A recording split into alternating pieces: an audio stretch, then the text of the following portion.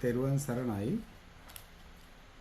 විශේෂයෙන්ම අපි මේ ධම්මා YouTube නාලිකාව ආරම්භ කළේම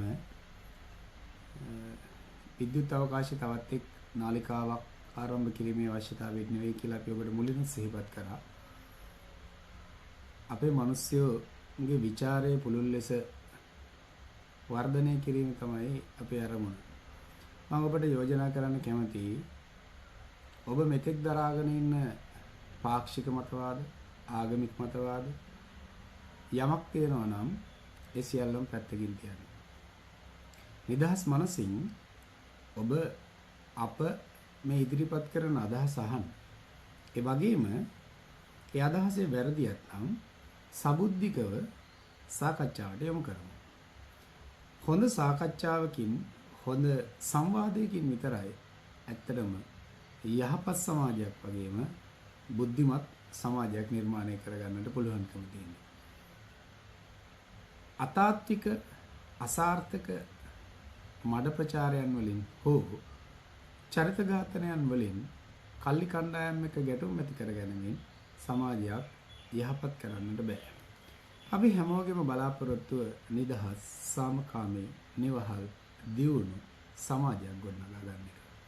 ඒ නිදහස්, නිවහල්, සාමකාමී, දියුණු සමාජය ඇත්තටම ආර්ථික වගේම මානව ගුණයන්ගෙන් පරිපූර්ණ දියුණු සමාජයක් නිර්මාණය කරගන්න එක තමයි අපේ අදහස වෙන්න ඕනේ.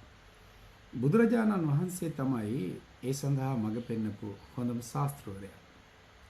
තථාගතයන් වහන්සේ ලෝකයට දේශනා කරපු මංගල කාරණාවලදී දේශනා කරනවානේ එක මගුල් කරුණක් ඇටියට කාලේන ධම්ම සාකච්ඡායතම් මංගල මුත්තමන් කියලා. අකාලික වූ ධම්ම, ස්වාක්ඛාත වූ ධම්ම කාලේන ධම්ම සාකච්ඡායතම් මංගල මුත්තමන් කියලා කිව්වේ මේ වගේම කාලෙන් කාලයට ඇති වෙන සමාජික, සංස්කෘතික, ඒ වගේම ආගමික සංගঠনයන් එක්ක යහපත් වූ කල්යාණවොත්, ස්වාක්ඛාත වූ ඒ ගැඹුරු හරය ආරක්ෂා කරගන්නට ඇති කරගන්න විද්වත් සංවරශීලී සාකච්ඡාව කියන එකයි අපේ අදහස. අද අපේ රටේ තියෙන බරපතලම ගැටලුව තමයි මේ යන හැටියට ජාතීන් අතර ගැටුමක් වගේම ආගමික ගැටුමක් නිර්මාණය වීමේ සම්භාවිතාවක් තියෙනවා. ඒ නිසා ਵਿਚාරයෙන් සියල්ලෝ මේ දෙස බැලීම අවශ්‍යකම කාරණාවක්. මම ඔබට මේ කියන්නට හදන දේ ඔබ දේශපාලන පක්ෂයකින් දකින්නට උත්සාහ කරන්න එපා. ඒ වගේම පුද්ගලයන් මත සුදුහුණු ගෑමට දරන යත්නයක් හැටියට දරන්න එපා. ඊට වඩා ගැඹුරක් ඇති බව ඔබ කියව ගන්න. අපිට දේශපාලනයක් තියෙනවා. අපේ දේශපාලනය තමයි රට, ගය, සම, දේශ, බස, රැස. ඒ වෙනුවෙන් තමයි අපි මේ ධර්ම යත්නයන් දරන්නේ. ඒක ඇතුලේ සිංහල, දෙමළ, මුස්ලිම් හැමෝටම එක විදිහට ඉන්න පුළුවන් ලැබෙන බව අපි විශ්වාස කරන යථාර්ථයයි.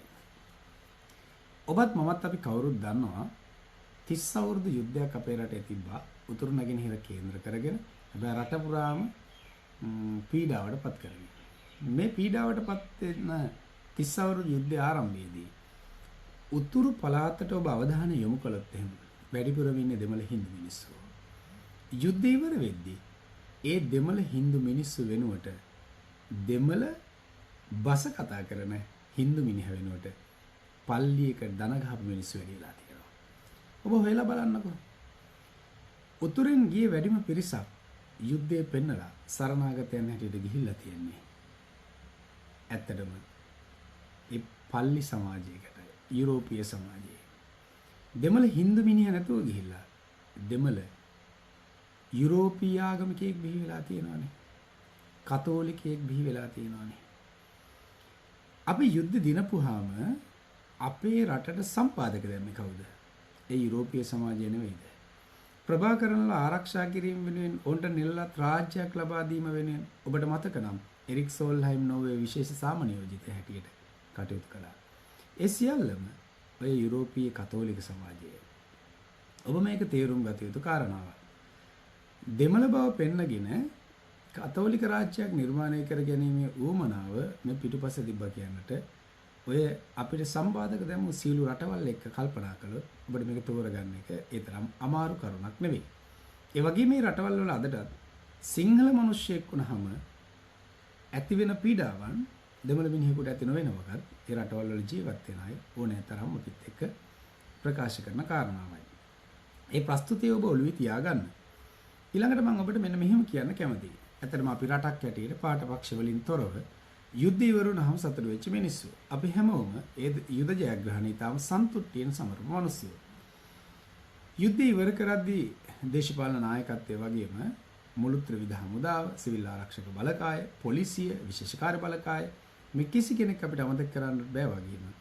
ඉතිහාසයේ පළවෙනි වතාවට මම විශ්වාස කරන දේ තමයි අර අපි වෙනින් අපි වගේ සංකල්පයක මුළු රටම මේ යුද්ධය ජයග්‍රහණය කිරීමේ උවමනාව එක්ක බැඳිලා හිටියා. එහි ප්‍රතිඵලයක් ඇටියට හැම කෙනෙක්ම Tamanගේ මෙහෙයුම, Tamanගේ කාර්යභාරය ඉෂ්ට කිරීමේ ප්‍රතිඵලයක් ඇටියට තමයි ඇත්තටම ඒ යුද්ධය අපිට ජයග්‍රහණය කරන්න පුළුවන් වුණේ. එක එක්කෙනාගේ කැපකිරීම වල වෙනස්කම් තියෙන්න පුළුවන්.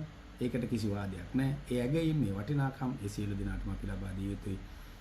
අපේ රටේ හැම කෙනෙක්ම රහස් පරීක්ෂකවරයෙක් වුණා. බස් එකේ යද්දී සැකකටයුතු කෙනෙක් දැක්කනම් වහාම පණිවිඩය දුන්නා. එහෙම රටක් ඇටියට බැඳුණු අපිව බෙදා වෙන් කළේ දේශපාලන වමනාව සහ අන්න අර යුරෝපීය වමනාව. කොහොමද ඒක වෙන්නේ? යුද්ධ ජයග්‍රහණයෙන් පස්සේ ඇත්තටම ඊළඟට එන ජනාධිපතිවරණයේදී ඒ යුද්ධ ඉවර කිරීම වෙනුවෙන් දේශපාලන නායකත්වයේ දුන්නු හිටපු ජනාධිපතිවරයා නැවත අපේක්ෂකයෙක් බවට පත් වෙනවා. ඒ වගේම යුද හමුදාව මෙහෙයපු යුද හමුදාපතිවරයා අනිත් පැත්තෙන් අපේක්ෂකයෙක් බවට පත් වෙනවා. ඒක දිගු විස්තරයක්, දිගු කතාවක්. ඒකට අපි කාලේ ගන්න උවමනා කරන්නේ නැහැ. එතුමා මාණ්ඩලික ප්‍රධානී තනතුර ඉල්ලනවා. ඒවල නාවික හමුදාපතිතුමා එක ගැටුමක් ඇති කරගන්නවා. නාවික හමුදාපතිතුමා තමයි ඒ වෙද්දි හිටපු සීනියම හමුදාපතිවරයා. හිමි විය යුත්තේ ඔහුටයි. ඒත් යුද හමුදාපතිවරයා බලපෑමක් කරලා ඒක ලබා ගත්ත එක තමයි නීරස ඇත්ත. ඒත් නාවික හමුදාපතිවරයා එවලෙත් ඒ සමගිය ආරක්ෂා කර ගැනීම වෙනුවෙන් කරන්නාගොඩ මෙතුමා අතරම නිහඬව ඒ තනතුර යුද හමුදාපතිවරයාට බාර දීලා නික්මලා ගියා. ඒවා මේ ඉතිහාසයේ නිහඬව තියෙන වීරත්වයන් බව බොහෝ දෙනා දන්නේ නැහැ.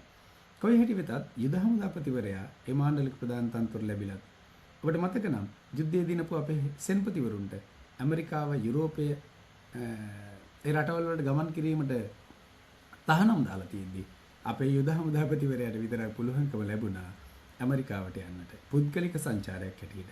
එතුමා ඇමරිකාවට ගිහිල්ලා ඇවිල්ලා තමයි ප්‍රකාශයටපත් කරන්නේ ජනාධිපතිවරයා හම්බෙලා ඔහුගේ ඉල්ලාසීම ජනාධිපතිවරයා විසින් බාරගත්තට පස්සේ එළියට ඇවිල්ලා කියනවා මම ජනාධිපතිවරණයට තරම් කරනවා කියලා. ඒක සාමාන්‍යයි කියලා අපි හිතමුකෝ.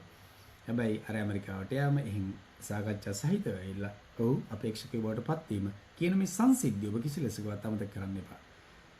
ඊගාවට ඒ ජනාධිපතිවරණයට පෙර ඔබට මතක නම් යුද්ධයේ අවසාන සමයේදී දෙමළ අම්මා කෙනෙක් අර බෝට්ටුවකින් ඇවිල්ලා කළු කොණ්ඩේ යන්තම් කර්ලි බැහැලා කියනවා ඒ මහරජුට කියන්න අපේ දරුවන් බේරා දෙන්න කියලා. අපිට මේවා දැකලා එපා වෙලා තියෙන්නේ දැන් අපේ ළමයි ගෙනියනවා, ළමයිව මැරෙනවා, ළමයිව මරනවා, මිනී දකින්න අයියෝ කොහොම යම්මා කියනවා. එතකොට මේ ළමයිව ගෙනහිලා මැරුවේ කවුද? ඒ ළමයි යුද්ධයට ඇරියේ කවුද? එල්ටිටි ත්‍රස්තවාදීන්නේ. අපි නෙවෙයි කියන්නේ අම්මා කියන්නේ. ඒ අම්මගේ ප්‍රකාශය අරගෙන බලපුවාම ඇත්තටම දෙමළ මිනිස්සුන්ගේ අධ්‍යාශය නෙවෙයිද? ඒ කතා කරන්නේ දෙමළ මිනිස්සුන්ගේ හදවත නෙවෙයිද?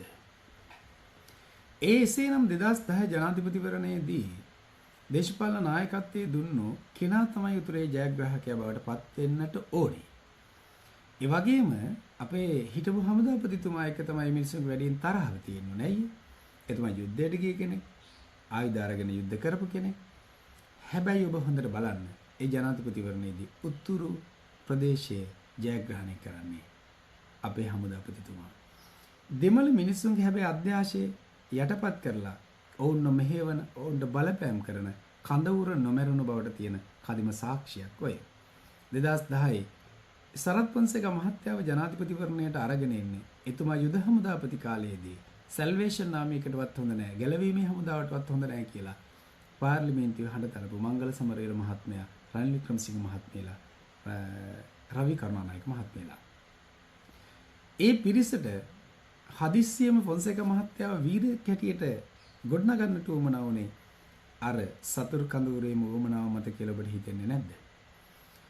ඊගාවට අපිත් එක්කම හිටපු සැබෑ වීරයෙක් අපිට හතුරු කඳවුරක් වීරයෙක් බවට පත් වෙනවා.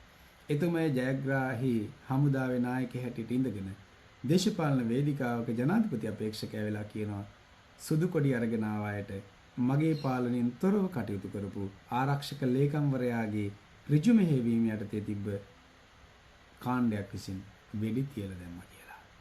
මේ තමයි අපේ හමුදාව ජාත්‍යන්තරය අප කීර්තියටපත් කරන්නට හැදුණු පළවෙනි පසුබිම. පළවෙනි ඉඩකඩ. ඒක මොනතරම් ඛේදනීය තත්ත්වයක්ද? ඊළඟට මම ඔබට මතක් කරන්නට කැමතියි. ඒ යුද්ධය ආරම්භ කරන වෙලාවේදී අපිත් එක්ක රටට හිතවත් පිරිසෙක් යුද්ධය ඉවර කරන්නට ඕන කියන පිරිසෙක් හිටපු ජනතා විමුක්ති පෙරමුණ යුද්ධයේ තීරණාත්මක වෙලාවේදී ආණ්ඩුවෙන් අනිත් පැත්තට ගිහිලා විපක්ෂයට සහාය දෙනවා. ඒ විපක්ෂය කියලා කියන්නේ රනිල් වික්‍රමසිංහ මහතාගේ නායකත්වය. එතුම තමයි 2001 2004 චන්ද්‍රිකා ජනාධිපති කාලේදී අගමැති චන්ද්‍රිකා මැතිණිය ජනාධිපති කාලේදී අගමැති වෙලා සටන් විරාම ගිවිසුමක් ගහලා අවපෝතා ගිවිසුම ඇතුලේ ඕමන්තෙන් එහා පැත්තේ LTT පාලන ප්‍රදේශයේ හැටියට පිළිගත්තගෙන අනුර කුමාර මහත්මයාලා ප්‍රධාන පිරිසට රනිල් වික්‍රමසිංහ මහත්මයාට එකතු වෙන්නට පුළුවන් වෙනවා. අයවැයෙන් රාජපක්ෂ ආණ්ඩුව පරද්දලා යුද්ධයට බලයක් ඇති කරන්නට උත්සාහ කරනවා. අර 2010 ජනාධිපතිවරණයේදී රනිල් වික්‍රමසිංහ, මංගල සමරවීර, සජිත් ප්‍රේමදාස, අනුර කුමාර දිසානායක එකී මෙකී නොකී සීළු කඳවුර එකතු වුනේ නැද්ද? සරත් පොන්සේක මහත්මයාගේ ජයග්‍රහණය වෙනුවෙන්. උතුරු ඔවුන් ජයග්‍රහණය කළේ නැද්ද? 2015ට එන්න හපව. කාලේ ඉතුරු කරගන්න ඕනනේ. 2015 දී යලි මෛත්‍රීපාල සිරිසේන මහත්මයා අපේක්ෂකයා බවට පත් වෙනවා. ඒ මෛත්‍රීපාල සිරිසේන මහත්මයා අපේක්ෂකයා බවට පත් වෙද්දී එතුමා රටේම පෙරදිලා ළඟ රාජපක්ෂ මහත්මයා සහ මෛත්‍රීපාල සිරිසේන මහත්මයා අතර ළඟ ප්‍රතිඵල යනවා. රට ඇතුලෙන් අපේ රටේ වැඩි ප්‍රමාණයකින් සිංහලයන් මහින්ද රාජපක්ෂ මහත්මයා ළඟින් ජයග්‍රහණය කරනවා. හැබැයි උතුරෙන් ඉතා විශාල ලෙස ජයග්‍රහණය කරලා සුළු ඡන්ද ප්‍රමාණයකින් මෛත්‍රීපාල සිරිසේන මහත්මයා ජයග්‍රාහකයා බවට පත් වෙනවා. එදත් උතුරු ප්‍රදේශයේ දිනුවේ නැගෙනහිර ප්‍රදේශයේ දිනුවේ මෛත්‍රීපාල සිරිසේන මහත්මයා 2019 මැතිවරණයට එන්නේ අර කණ්ඩායම මෛත්‍රීපාල සිරිසේන මහත්මයාට උදව් කරන්නේ. ඒ පිරිසමයි. එතන සරත් පොන්සේක මහත්මයාත් ඔහුට උදව් කරන්න ඉන්නවා. අර මුලින් නම් කිව්ව ඔක්කොම ඉන්නවා. 2019ට එන්නකෝ. 2019 ජනාධිපතිවරණයේදී වෙනසක් තියෙනවා. සිංහල ඡන්ද කඩා ගැනීම වෙනුවෙන් අනුර කුමාර දිසානායක මහත්මයාලා වෙනම අපේක්ෂකයෙකු බවට පත් වෙනවා. අනිත් සියලුම දෙනා උදව් කරනවා සජිත් ප්‍රේමදාස මහත්මයාට. උතුරු දිනන සජිත් ප්‍රේමදාස මහත්මයා අහපව වෙනකොට 2024ට 2024 දී උතුරු දිනන්නේ අනුර කුමාර දිසානායක මහත්මයා. ඔබ මේක විවිධ විදිහට අර්ථකථනය කරගන්නේ. හැබැයි මම ඔබට යෝජනා කරනවා ආයේ නිදහස් මනසින් බලන්නකෝ. නිදහස් මනසින් බලන්න. මම මේකෙන් කියන්නේ නෑ රාජපක්ෂවරු 100%ක් නෙවෙයි. රාජපක්ෂවරු උඹ ආරක්ෂා කරන්න ඕන. එහෙම වැරදි අර්ථකථනයක් මේකට දෙන්න එපා. ඔබ මතක තියාගන්න උතුරේ ඡන්දේ හැමතිස්සෙම මෙහෙවිලා තියෙන්නේ යුද්ධයෙන් දිනා ගන්න බැරි වුණු ඊළාම් රාජ්‍ය නිර්මාණය කර ගැනීම වෙනුවෙන්. ඒ වෙනුවෙන් ඔවුන් හැමතිස්සෙම තමන් හදාගත්ත කණ්ඩායමට උදව් කරලා තියෙනවා. තමන් එක්ක එකඟ වුණු කණ්ඩායමට උදව් කරලා තියෙනවා. රාජපක්ෂලා පිළිබඳවත් ප්‍රභාකරන්ට සල්ලි දුන්නා දීලා නවත්තගත්ත ඔය කතා තියෙනවා. ඒක ඇත්ත නැත්ත කුමක්වත් සමහර විට සල්ලි දීලා වෙන්න පුළුවන්. එහෙත් ඔහු ජයග්‍රහණය කිරීම 2005 ඔවුන්ගේ පරාජයට හේතු වුණා. තව අපිට කතා කරගන්න හොඟක් දේවල් තියෙයි. දෙපැත්තටම දෝලණය වෙන කාරණා තියෙයි. හැබැයි මට කියන්න ඕනකම තියෙන්නේ ඒද බීද සීද කියන එක නෙවෙයි, නම් නෙවෙයි. හැමතිස්සෙම උතුර ක්‍රියාත්මක වුණේ මේ රට අපිව අභ්‍යන්තරිකව බෙදලා ඔවුන්ගේ අරමුණු සාධනය කර ගැනීම වෙනුවෙන්. නැගෙනහිර ක්‍රියාත්මක වුණේ ඔවුන්ගේ අරමුණු සාධනය කර ගැනීම වෙනුවෙන් කියන එක. ඔබ කියවා නොගතහොත් අපිට මේ ගොඩනැගිලා තියෙන ප්‍රස්තුතිය කියවා ගන්නට බැරුව යනවා. ඒක අපි අවබෝධ කරගත යුතු කාරණාවක්. නිසා උතුර ජයග්‍රහණය කරවපු කඳවුර උතුරේ අරමුණ වෙනුවෙන් ජනාධිපතිවරයෙක් හැටියට ආණ්ඩුවක් හැටියට වැඩ කරපු බව ඉතිහාසයේ සාක්ෂි දරනවා.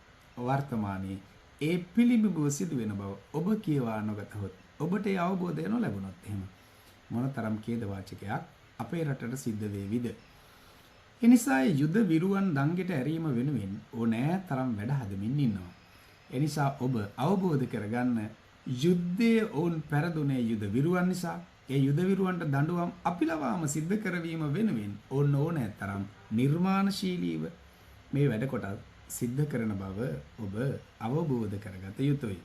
ඒ නිසා මේ ඡන්දේ අපේ රටේ පාලකයෝ දූෂිතව හැටියට සහ බලයෙන් උද්දාමයටපත් වෙලා කරපු විනාශයන් එක මිනිස්සුන්ගේ ඔළුවේ ඊටාම සැලසුම් සහගතව හදපු එපා කිරීම වෛරී සහගත ස්වභාවයන් එක්ක ත්‍රස්තවාදීන් Tamanගේ අරමුණු ක්‍රියාත්මක කරමින් ඉන්න බව කියවා ගන්නට ඔබ සමත් වුණොත් අපිට මීට වඩා රට ආරක්ෂා කර ගැනීම වෙනුවෙන් සක්කස් කර ගැනීම වෙනුවෙන් පවුරක් බඳින්න පුළුවන් වෙයි. ඒ පවුර බඳින්නට ਵਿਚාරශීලීව ඔබ කල්පනා කරන කෙනෙක් බවට පත් වෙන්න. ඒ තමයි අවශ්‍යකම කාරණාව. හුදු වෛරී මඩ ප්‍රකාශනයකුත් කරනවා වෙනුවට මෙහි සදොස්තැන් ඇතොත් ඒවා නිදොස් කර ගැනීම වෙනුවෙන් ගැටලු ඇති තැන් වෙතොත් ඒවා ලෙහා ගැනීම වෙනුවෙන් සාකච්ඡාවෙන් මේ ගමන ඉදිරියට යන්නට නම් අපි වැඩ කරන්නේ ඒක රටට හොඳක් වේවි. කිසියෙකු බලයට ගෙනීම වෙනුවෙන් නෙවෙයි සිංහල බෞද්ධ රට ආරක්ෂා කර ගැනීම වෙනුවෙන්. ඒ රට ඇතුලේ සිංහල දෙමළ මුස්ලිම් ඒ වගේම හැබෑ කතෝලික මිනිස්සු රටට ආදරය කරන එක රටක මිනිස්සු හැටියට ජීවත් වෙන දවස හදා ගැනීම වෙනුවෙන් අපි හැමෝම වැඩ කරන පිරිසක් බවට පත් වෙනවා. තෙරුවන් සරණයි.